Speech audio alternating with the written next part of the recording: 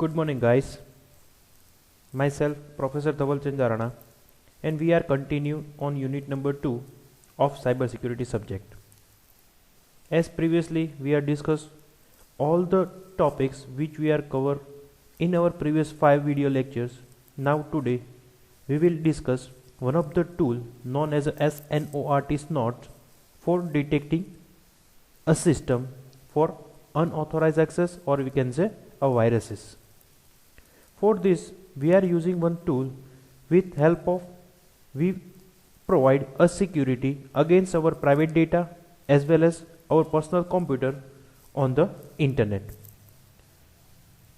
So today we will discuss one point, or we can say one of the tool which provide the security against viruses as well as unauthorized access. So name, it's known as a SNORT, introductions to detect a system, or we can say detections of system. Start with the basic concept of SNORT, how a SNORT is work, what is a SNORT working, and how the data, or we can say unauthorized request, should be rejected using the SNORTs. SNORTs is a free open source network intrusions detection system. Intrusions means unwanted data, unwanted viruses, worms, malicious malwares, all the parts of intrusions. Or we can say it is unauthorized request should be rejected from the firewalls. One of the best concept about SNORT is it is an open source network and the intrusions prevention system, or we can say it is also provide a security against intrusions prevention system. So in a first line, now we know that a SNORT, it is a public open source software. Second thing, it is a detect some unwanted system, unwanted requests, unwanted viruses, as well as it is also preventing this particular requesting against unauthorized access. It is created in 1998 by Martin Roch, founder and former CTO of Sourcefire. It is one of the company known as Sourcefire. SNORT can be configured in the 3 main modes. Means a working of SNORT, it should be based on a 3 different concept.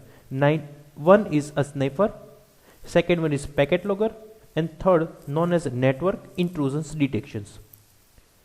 What is sniffer mode? The program will read network packets and display them on the consoles.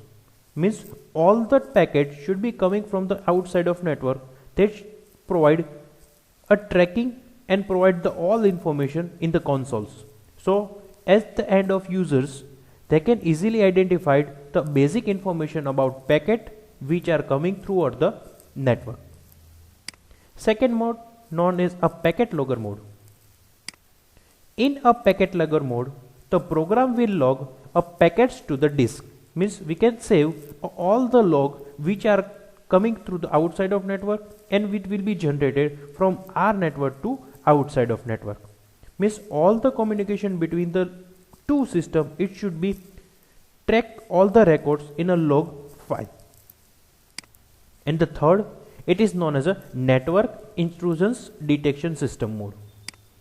In the intrusions detection mode, the program will monitors a network traffic and analyzes again a rule set defined by the users.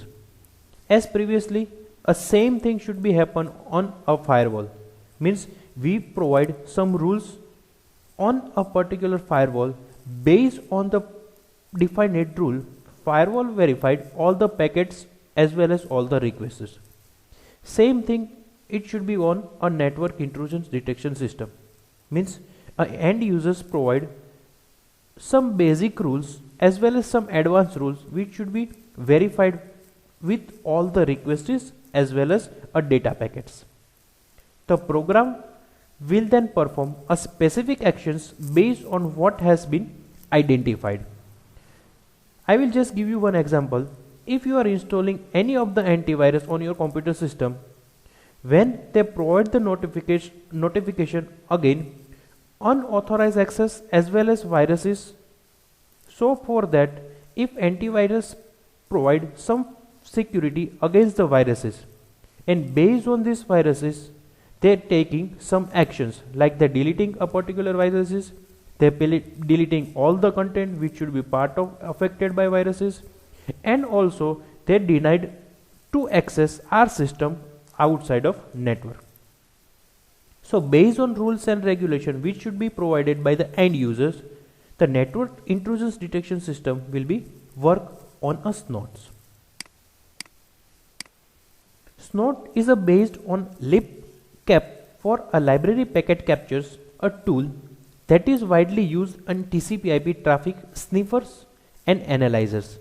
Both the things, sniffers means they can identify the particular bad request and viruses, as well as analysis means they can tracking all the records which should be come from the outside as well as from insides. So SNOT is work on a libcap, or we can say library packet captures tools.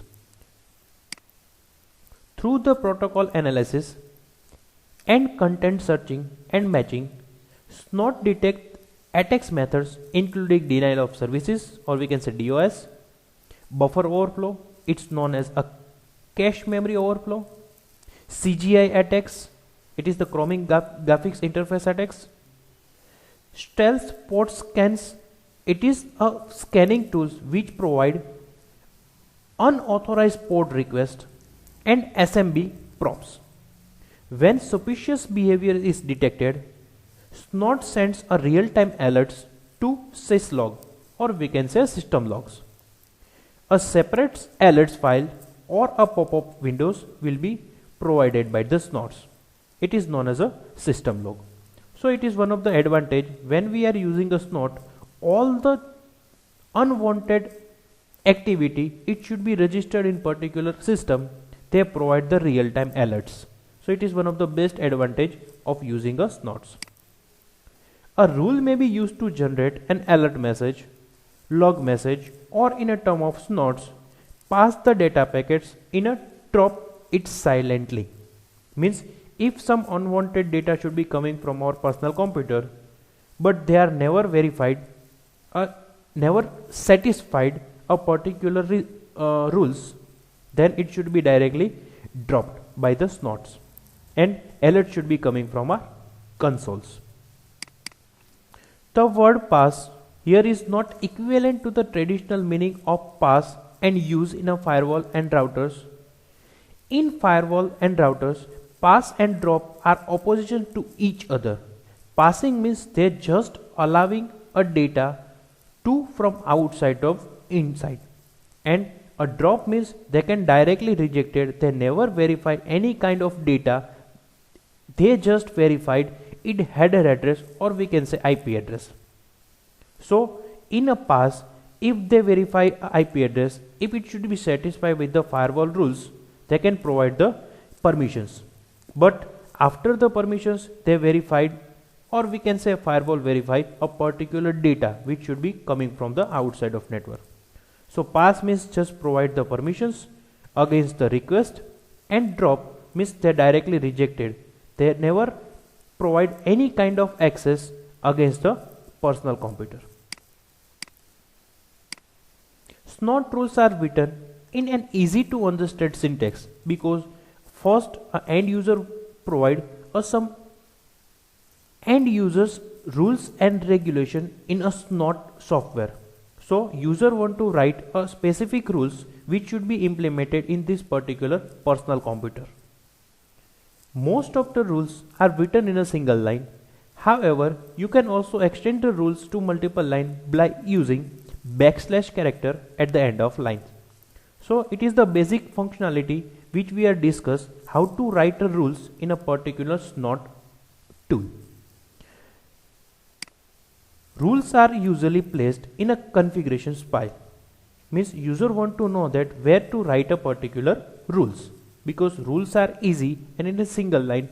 But if you know that the exact locations where we want to write a particular rules, so that's why I will just mention that rules are usually placed in a configurations file, typically known as a snots.config. You can also use the multiple file by including them in a main configurations file. So if some user want to advance rules to prepare the security, they provide or they can write some extra file in a configurations file.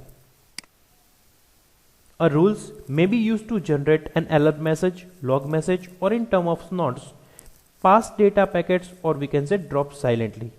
Based on a user's rules, they can perform actions again a alert, log message, or drop a packets.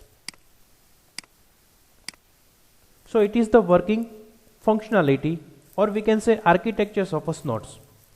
Packets captured by the libcaps. It is a tool which we are discussed in previously, a snot using a libcap tools. Through this they can track, or we can say sniffer, as well as they can analyze the particular packet.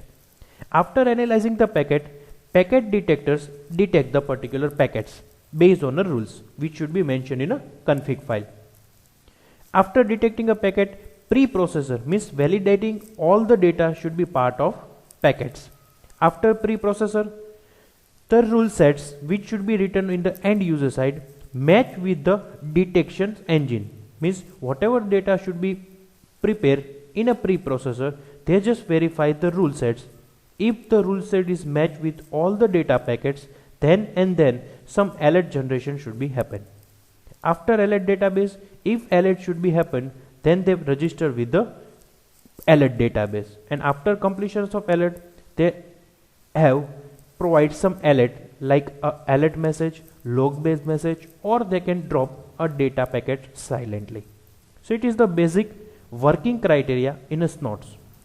Only two things you need to remember, that first a libcap detect the packet, or we can say packet decoder decode the packets, because packet is in form of encryptions. So after decoding the packets, packet it should be easily visible.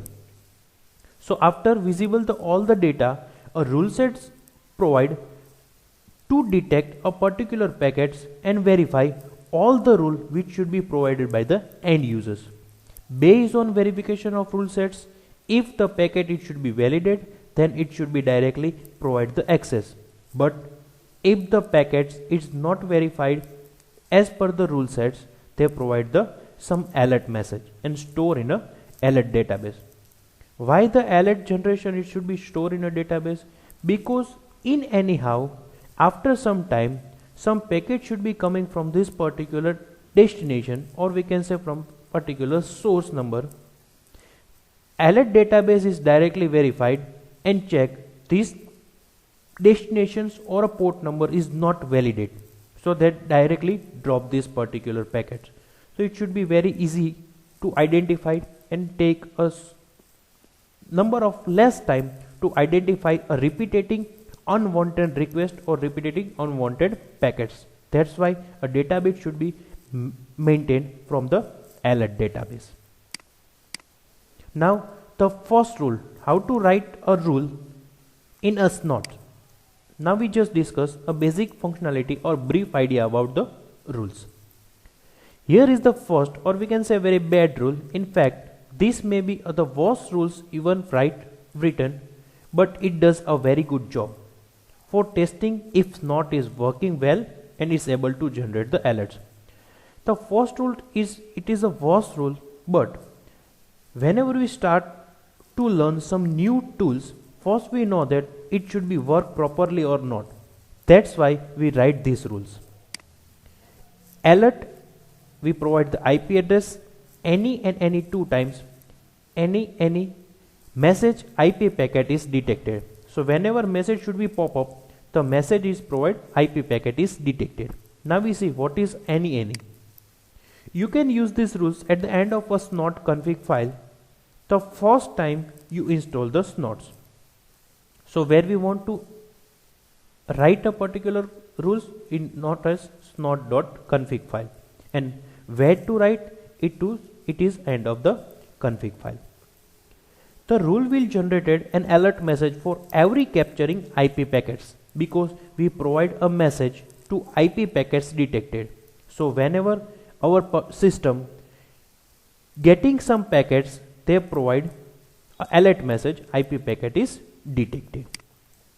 This rule is bad because it does not convey any information, means they not provide a source or destination address, they not provide any kind of packet informations, or they never disclose any kind of packet data. They just provide the alert message against capturing the IP packets. That's why it is the WAS rule. This should be your first test to make sure that a Snort is installed properly.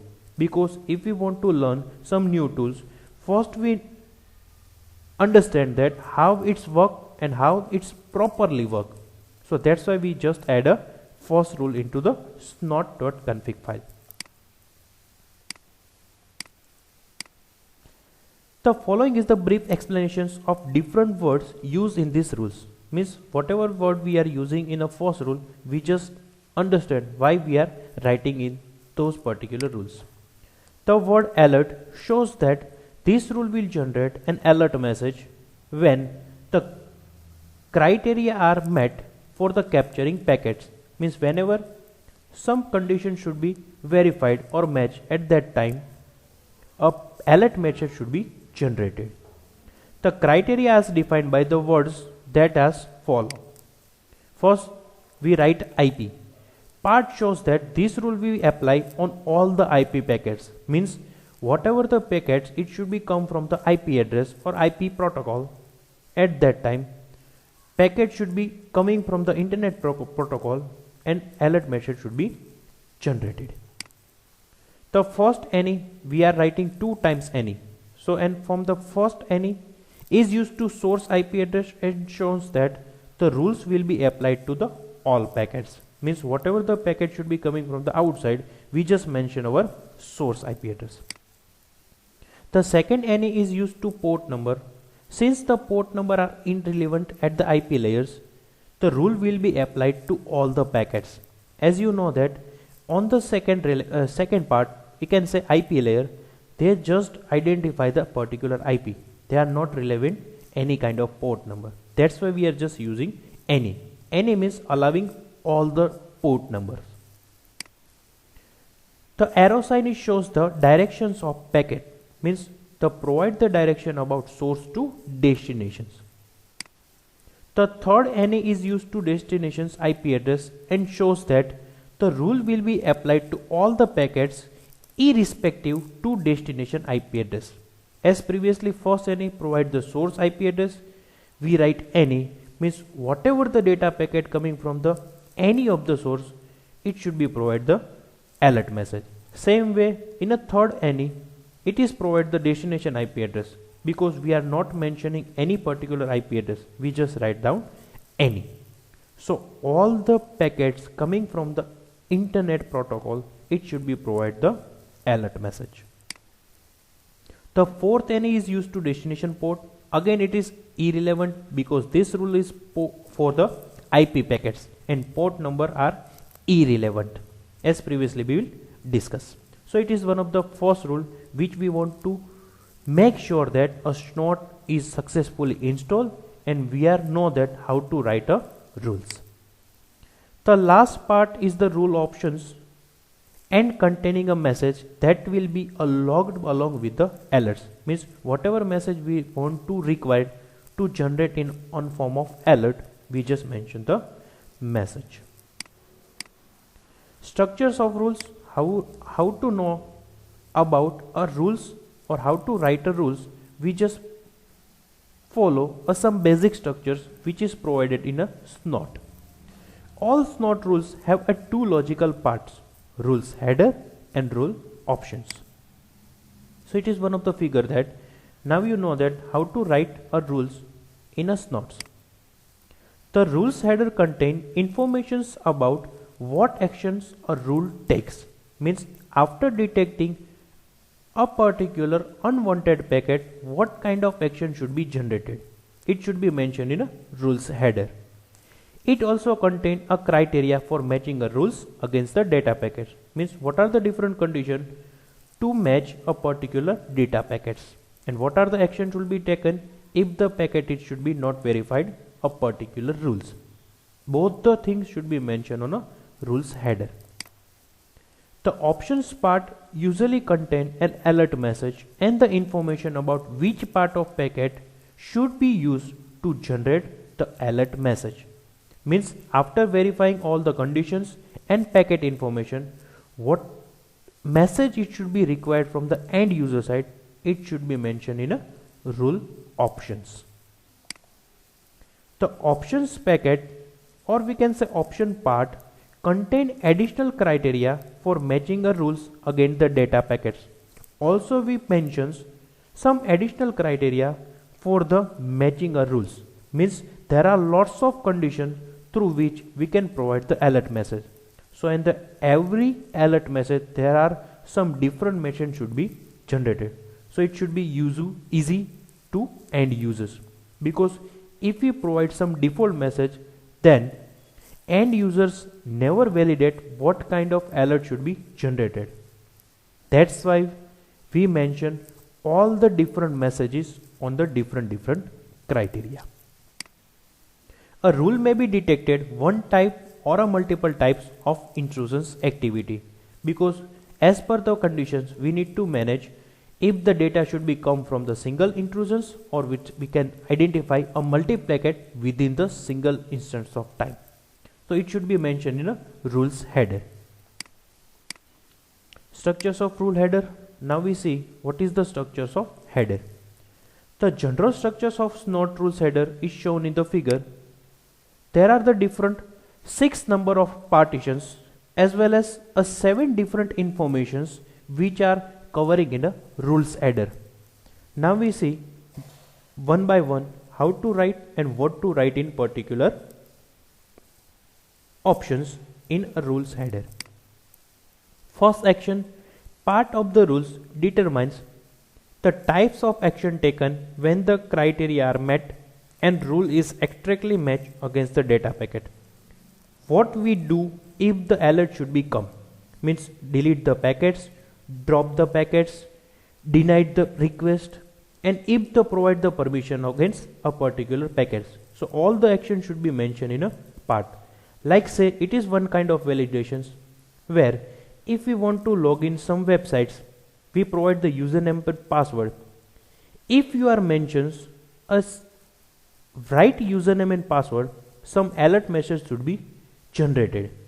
Means you are successfully login, welcome to this site, and all the different message as per the website's requirement. So after successful and after not successful, what should be want to? It should be part of action.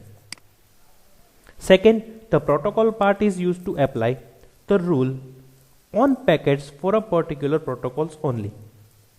This is the first criteria mentioned in the rules, because we must be mentioned that what kind of protocol it should be detected and what kind of protocol will be allowing for the our system.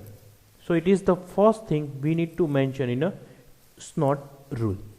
Some example of port protocol use as IP, ICMP, UDP, because if packet should be coming from any of the protocol, we just allowing them to access our personal computer.